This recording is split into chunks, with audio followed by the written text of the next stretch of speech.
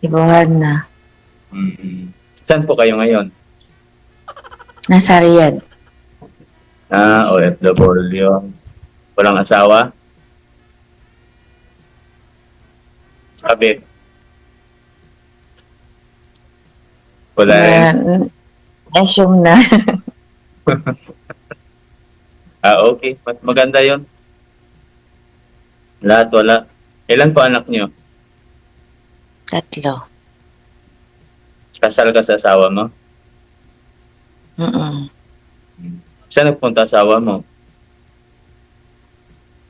Hiniram. Baka nasarapan dun sa hiniram kaya hindi na bumalik. Kaya nga. Tagal na? Matagal na. Mga 8 years na. Tagal na rin. Tagal sa 8 years. Ngayon, wala ka nang ipinalit? Wala. Di maganda. Kayo, sa taga-saan kayo? Ano pa? Taga-saan ka? Dito po sa Maynila. Saan sa Manila? Sampaloc. Diyan sa Manila. Parang bagong gising si ma'am. Pero taga Mindanao ako, Sultan Kudarat. Sa Kurong. Intindi ka ng Bisaya din. Nag-intindi rin ako ng salitang Bisaya. Kagigising nyo lang po ma'am? Ano pong pangalan niyo? Kaya pala, kagigising lang. Lovely. Lovely? Pero sumali na rin po kayo dito dati ma'am, di ba? Pang ilang sali nyo na ho ito? Pangatlo na po. Oo, Pangatlo na to. kamusta una at pangalawa? Hindi. Wala rin yun. Hindi mo type? Hindi. OFW man din yun. Oo. Parang sa Qatar, Kuwait. Mm. Hindi ko kasi iba, parang ang haba ng buhok, hindi ko parang hindi ko man. Hindi mo gusto? Hindi. Maganda nga yung mahaba yung buhok kasi mayroon kang hahawakan pag mag-away kayo eh. Ganun ba yun? No. Okay lang yung mahaba buhok ma'am, basta yung ugali, okay ah. Yung buhok, madali naman gupitan yan eh. Parang yun eh. Okay man din siya kaso mo. Hindi, parang wala yung time sa Mahal kasi magpagupit lalo sa Middle East, sa di ba? Sa Saudi, mahal ng gupitan doon kaya sila na lang naggugupit ng buhok nila. Kasi yun? Family driver. Oo. Baka stricto yung niya. Amo niya. Kaya wala siyang time. Ayaw ng amo niya na na maiksi ang buhok, walang balbas. Baka magustuhan ng amo. Aragoy. Oo. Kasalungat ho ito ni Sir. Si Sir wala hong balbas, walang maiksi ang buhok. Baka siya na nga talaga, ma'am.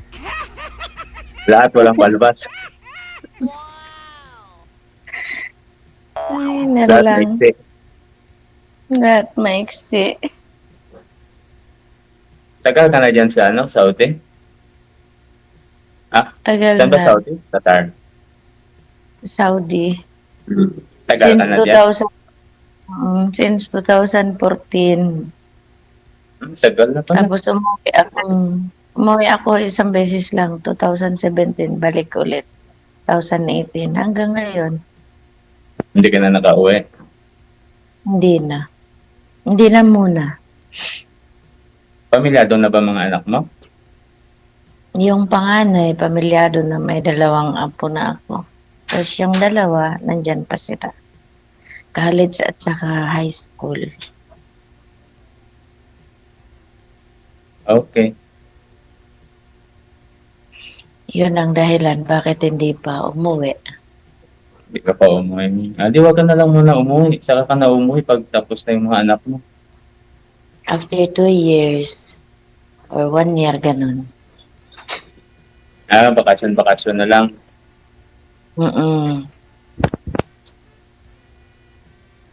Sabagay, okay din naman yun. Pagpagod po, sa Pinas. Mayroon na otherwise third po. Relax. Hmm. Ano trabaho mo dyan sa, ano, Maynila? Private security. Mm.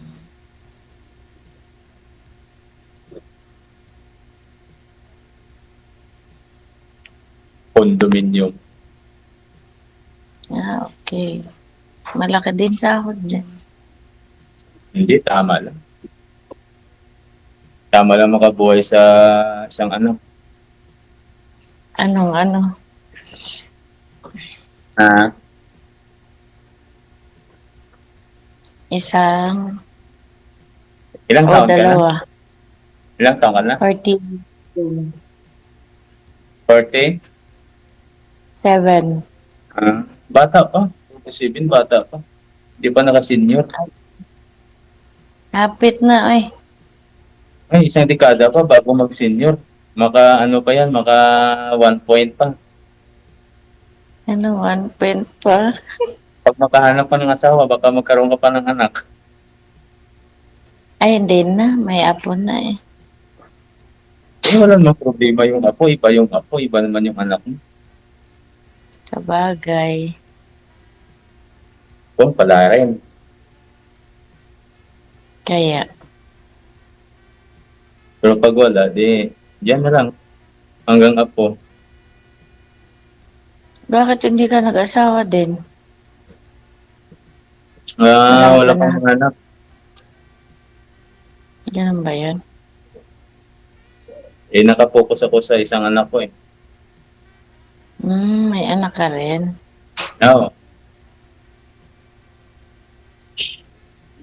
13 Okay years lang old, yun. grade 13. 8. Hmm. Ganun talaga. At may mga Nagdada- anak.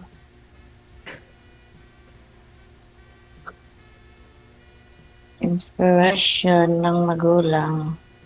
Ah, Ganun talaga kako. Ang ano ng apil ng mga magulang, mga anak. no, priority yung anak kaysa ibang tao. Pamilya talaga. Muna. Sa 8 years mo, hindi ka nagkaroon ng ano ulit?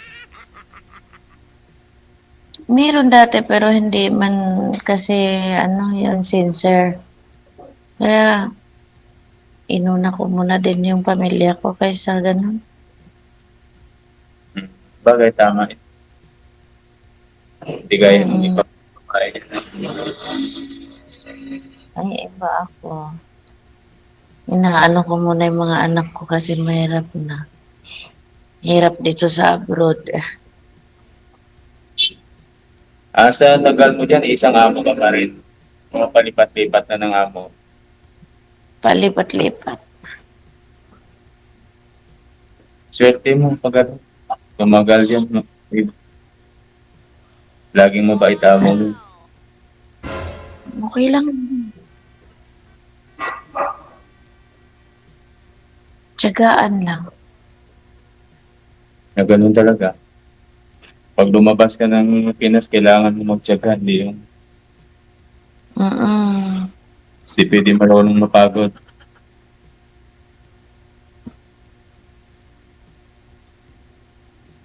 Nagkape ka na ba, ma'am?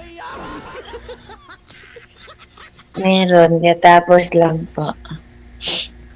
Umaga pa dyan, ano? Anong oras? Bakit parang Alas walang 7? bakit parang walang energy? Mga alas 9, 8:40, ano. Parang iniwan ka ng boyfriend mo? Na-scam ka?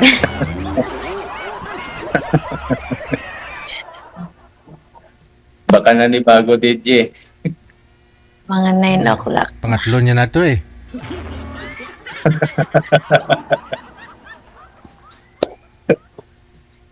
Pagkatapos naman kasi ng tawag yun, DJ, pagkatapos namin nag-usap, wala na rin yan. Kaya na hindi na kayo nag-chatting. Hindi na. Pang ilang ulit mo tong sali? Tatlo? Pangatlo ka na. Pangatlo na ako. Ang lupit So, paano yung pangalawa? Wala din. Wala din. Wala din yun. Hmm. Yung pangatlo? Meron, wala. Hindi ko lang. Wala ko sabi. Di, pinapatawa lang kita. Masyado kang seryoso eh.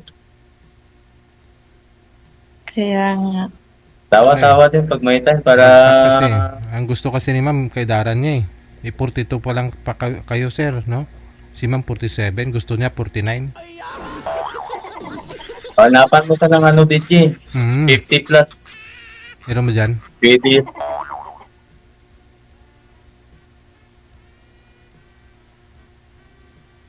Okay lang man. Okay lang.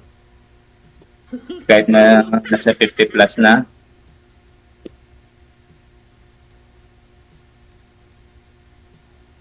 $50 okay lang yun. Basig na kay uyab dira ron Yung uyab. patay. Walang uyab sa akin. Anak lang meron. Sa Wicklin alin?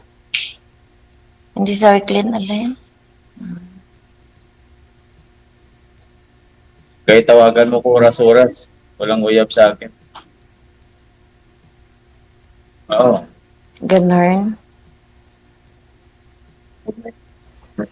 Oras-oras, baka umpisa lang yun. Mahirap sumali dito pag may uyab ka kasi makikita yon. Siyempre live filter eh. Bawal ang mga kabit-kabit. Ulan. Magkano yun? 200. Bawal. Kabit-kabit. Bawal ang kabit. Maglimpyo. Sawa na lang. Bawal ang kabit-kabit. Sa 8 years mo, hindi ka nagkaroon ulit ng panibagong kasama? Wala akong kasama. Nagka-boyfriend ako pero hindi pa sure.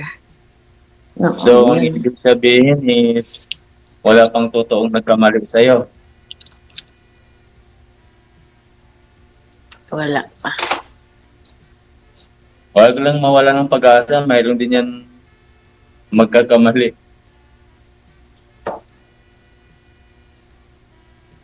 Hindi mali hinahanap ko yung tama. Kala green ma'am. Diba? Black.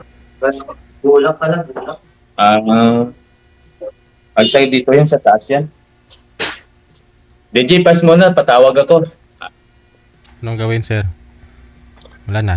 Trabaho na yata, ma'am. Natawag. Gusto trabaho kasi. Thank you. Oo nga. Thank you. Sige po.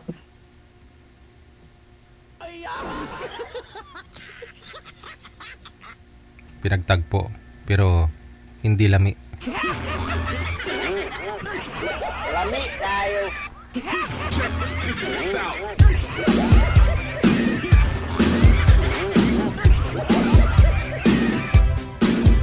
Umitim lamang ang kalibutan.